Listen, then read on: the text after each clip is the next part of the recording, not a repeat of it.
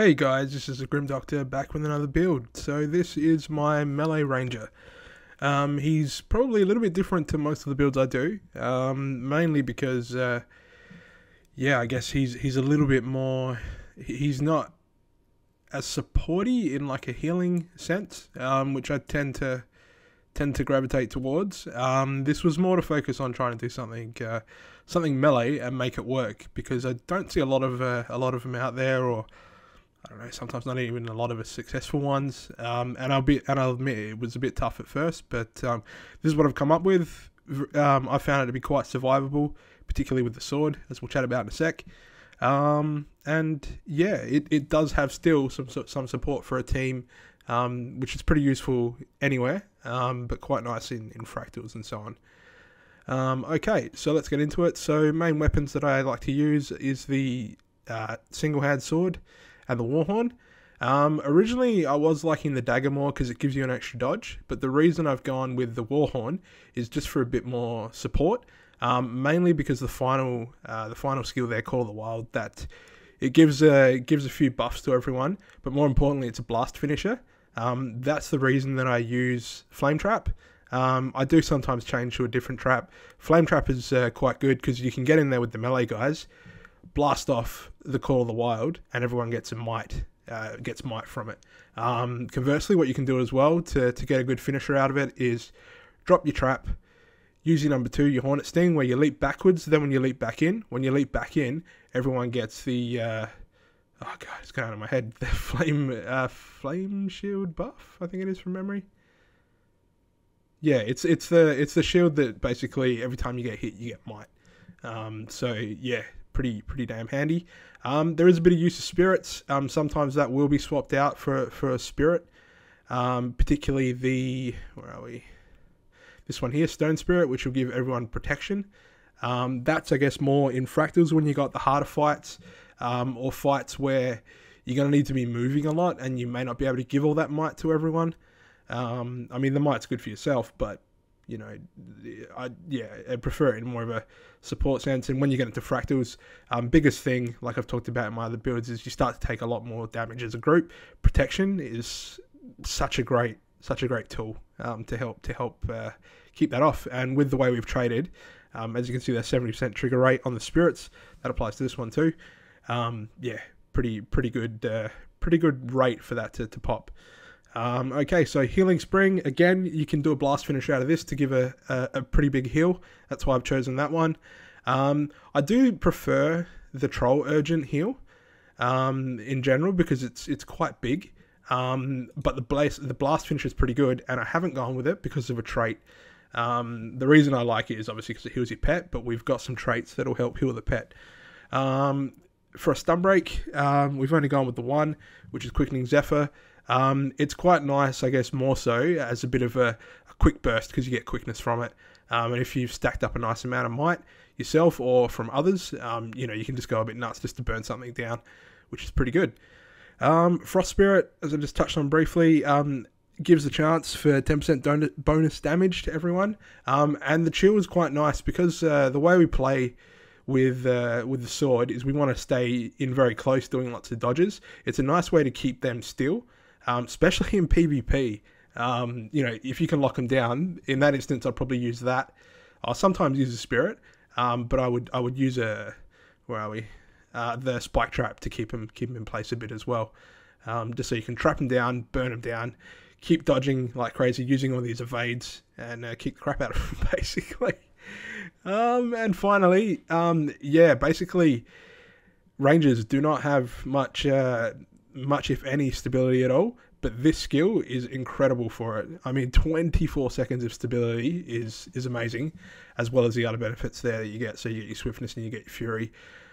We do have quite a high crit chance, but any fury we get, and there is a bit of a fury focus on this, is brilliant, and you'll see why coming up. Other weapon, I do sometimes use an axe for the ranged.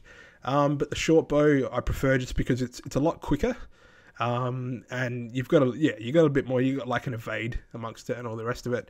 But generally, we're pretty much sticking in with the melee, and that's we've built to that. So all right, let's have a look at What we'll go first? Yeah, we'll look at the traits. Okay, so we'll start off with wilderness survival. All right, so we got 6 in there. So increased endurance generation, which is great because the idea of this build is to keep on moving, keep on dodging. We get some good benefits out of that, as well as not taking damage, obviously. The next skill,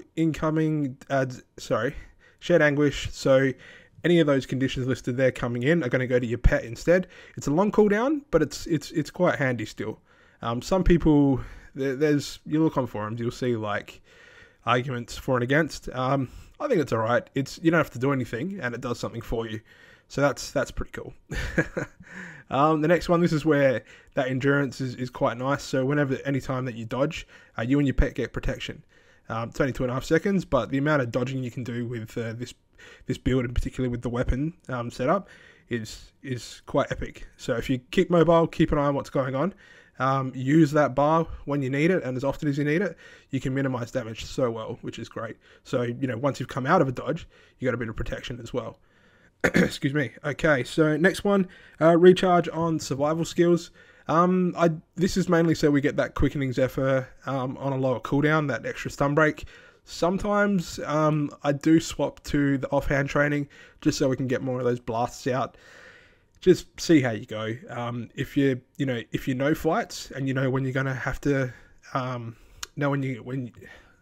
get there eventually. Know when some sort of stun is coming, you can definitely go with this and get away with it. Otherwise, that's probably the safer option, just to give you. Well, it takes 12 seconds off the cooldown, which is pretty nice. Okay, pack strength. So when your health is above 90%, 10% extra damage, you can, because of all the dodging, and if you're timing things quite nicely, you can stay above that threshold very, very often, which means you get the absolute maximum out of that, which is fantastic. Finally, such an awesome skill. Basically better than the Guardian version, when you only take 1 off. Every 10 seconds, 3 conditions off you. And your pet does that. I mean, that's brilliant. Basically, there isn't really anything as good in the game that I know of in terms of removing conditions and not having to do anything. It just does it, which is fantastic. Okay, and I mean that combined with the healing spring, quite nice. You should be able to keep conditions off, and if your team is half decent, there won't be much issue at all. All right, and then let's have a look at this one. So we'll just quickly touch on the spirits. So with the spirits, we got that greater chance for it to trigger. That's so, whether it be damage or protection, we can keep that cranking over, which is good for you, good for everyone. Sorry, I skipped this one. So when you go below 75%, you get regeneration, trying to bring you back up a bit. Hopefully between that and maybe a heal or something like that, or a bit of area heal from other people, you'll be back up to that 90%, getting that damage back and up there. Next one, so any boon that you have, you share with your pet. That's great. Especially, I love when you can when you can pair up with the Guardian, because they obviously put a ton of boons on you, and all of that you can pass to your pet, which is great. So especially if you want to, especially in the DPS sense, I guess, you can get all that cranked up quite nicely. Okay, so spirits can move and follow you. That one's debatable. If you know fights, you may not need it, and you can swap it out for something else. But I quite like it, just because the way it usually works, especially if you pug a dungeon, people just want fast, move, and if there is a cooldown in between when you trigger your spirit effects, you can't just say destroy it like an engineer could destroy their turrets. So there is that delay, and that delay, for the way people move through dungeons, it could cost you DPS or protection or something like that. So keeping with you is pretty good. They're relatively tough when there's massive damage out there. Yeah, they're going to go down a bit quicker, but it's not a massive deal at that stage. I mean, yeah, you may actually be switching to range a little bit in some of those bits, and some of that might even dictate. The terrain will dictate that. Because you move around so much and you kind of lock on with the sword, sometimes that can work against you, especially or if you're in a stack situation, a stack near an edge. You're not going to want to use that leap back, because you're going to go bye-bye. It's not going to be good. All right, so that is that. And then we'll just have a look at skirmishing. This is where there's a bit more synergy between the pet and boons and a few different things. And the reason that we've gone with the stats that we've gone with. So swiftness on swapping weapons in combat, it's alright. It's not vital for PvE, I'd say. In PvP, it's a lot nicer. Companions might, so critical hits grant might to your pet, so you can keep them stacking up. Like, the more you can stay in the fight, the harder they're going to hit, and the harder you're going to burn something down together, which is good for you, good for the group in group situations as well. But these are probably a bit more PvP-ish to a degree. So Fury grip. So you get Fury from swapping weapons in combat. We're at 50%, but the more the better, because I guess the more you can get, the more might your pet's going to get. And we've got a sigil that gives us might on crits. So 60% of the time, it's just going to keep that possibility that bit higher. And then finally, pets gain health on critical hits. So this is the other reason that we do it, because you'll find that compared to you, and because we haven't gone into Beast Mastery, a lot of pets, and some of the higher DPS pets don't have as much health. A lot of those kind of pets, they can go down very quickly, which is pretty sucky if that happens, because you can lose a fair bit of DPS when they're down. Or more importantly, like their F2 ability. So say you're using a bear, and that's got extra condition removal. When he's down like that, you can't make use of any of that. So it's a nice way to keep that topped up, again, without having to do anything. And it's a bit of a synergy amongst all of that, again. So those are the traits. Let's quickly move on to the weapons and armor. So this one, played with all different sorts of variations. This is what I found to be best. Okay, so Sentinel gear all the way through. With our runes, I've gone with Runes of the Citadel just for their extra power, and as well, you get the last skill. I like the 20% Fury duration, but I don't care so much for the bomb. But it comes together isn't really an equivalent that's as good, I guess you could say. Okay, so going with Rune of the Citadel all the way through, just for that extra Fury chance to get up there again, just to keep all that synergy going on. Going with all knights. Sorry, this isn't the normal knights. It's the when you go in here, you'll see it's under precision. So I call it precision knight, because instead of toughness being the highest stat, you've got precision. That gets us up to here. Still got quite a bit of toughness, which is fantastic going on there, all the way through. It gets us that nice number. This is very, very reasonable. As a result, it's all usable stats. Is the best thing.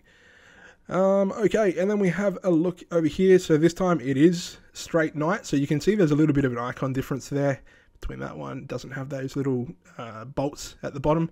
Going with knight all the way. Sigil I was mentioning before, Sigil of Strength for gaining might every 10 seconds, 60% on a critical hit, which is great.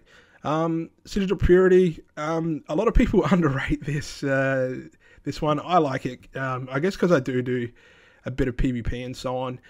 Anything you can do to remove a condition, without having to pop a skill or something like that, I think is great. And 60% chance is quite good. And it's not a critical hit, it's just a hit. It can be enough to save you butt in certain situations. And if you're playing, as I've spoken in other things, if you're playing some sort of support role, you can't support when you're in a down state very well. So you may as well be up and doing it.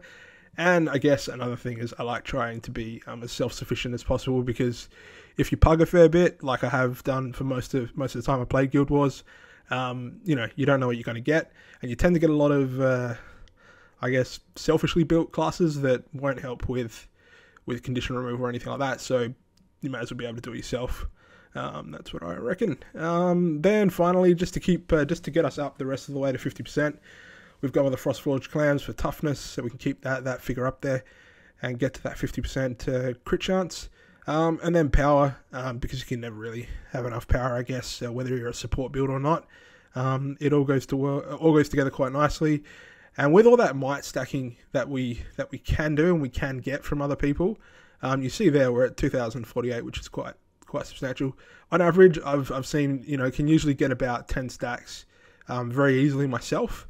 That's bringing you up to, just under 2400. In a decent group, you're going to get to that 20. and beyond. So you're going to have pretty good attack power.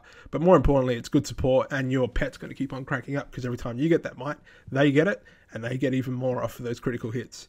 So it's quite a nice balance amongst it all. So this one, yeah, I've tried and tested it in all the different environments. I got to say, actually, it's extremely good even in World v World. If you find yourself away from a group or cut off from a group and you do get a few people chasing you, they expect rangers to freak out in melee range. So I'll be running around with my bow, and they're like, oh yeah, he's going to try and peg us off from afar. And no, you're getting close, and with all those dodges, if you time all that well enough, they can't hear. Using that with traps, I use more traps in PvP, so the build is just a little bit different in that respect, but similar trait line. Yeah, it's quite amazing how quick you could burn someone down, which is pretty cool. Oh, one thing I forgot, sorry about that, is the pet. I like the birds, I prefer them. Just for that extra bleeds that we can put on is quite nice. You can really choose anything, but I just find that they attack relatively quickly, and they've got a good combination of moves. I mean, the damage is decent there. Vulnerability, you can never have enough of, in my opinion, which is nice. A little bit of swiftness, so especially if you're melee, you can make that pet target and start to get on his way to the enemy. It'll give you swiftness, so you can burst in there as well, which is nice because you don't really have, I mean, you've got that, but you want to save that for a blast. It's not like the greatsword where you can use the 3 ability to leap in at an enemy, and you can leap quite a long way. So you don't have that, so that's a nice way to just get to that enemy quicker and start smashing into it, basically. You can choose anything. Like I said, I just like the birds. I do use bear a fair bit. Just like when I know the fight's going to be hitting a bit harder, and when I know there's going to be a ton of conditions coming at us, his ability is to cleanse conditions, basically, which is yeah, pretty nice. Oh, and that's the other reason the birds, very fast recharge rate on that F2 skill, which is nice as well. Probably the only other pet that I use often is, where is he? The Carrion Devourer. Basically, so you've got a poison field out of him. He's range, which is quite nice, so he can just sit at the back and just keep on hitting. But the poison field with a blast is area weakness, which is really handy. Again, anytime you can minimize the enemy's damage to you or to the team, I think is quite a winner. It's quite good. So that is that for that build. So a little bit different from me, not so strict support like my other builds. It has a different sort of feel for the support side of it, and you can do some pretty credible DPS in any situation, which is pretty nice. Hunkering down and burning him down as quick as possible. So that's that one. Thanks for your time, guys. Hopefully I can keep some more videos coming. There's been a bit of an issue with the Guild Wars servers today, so I won't be able to get any in-game stuff yet, but I will shortly. Thanks for your time, and I'll see you again for another build.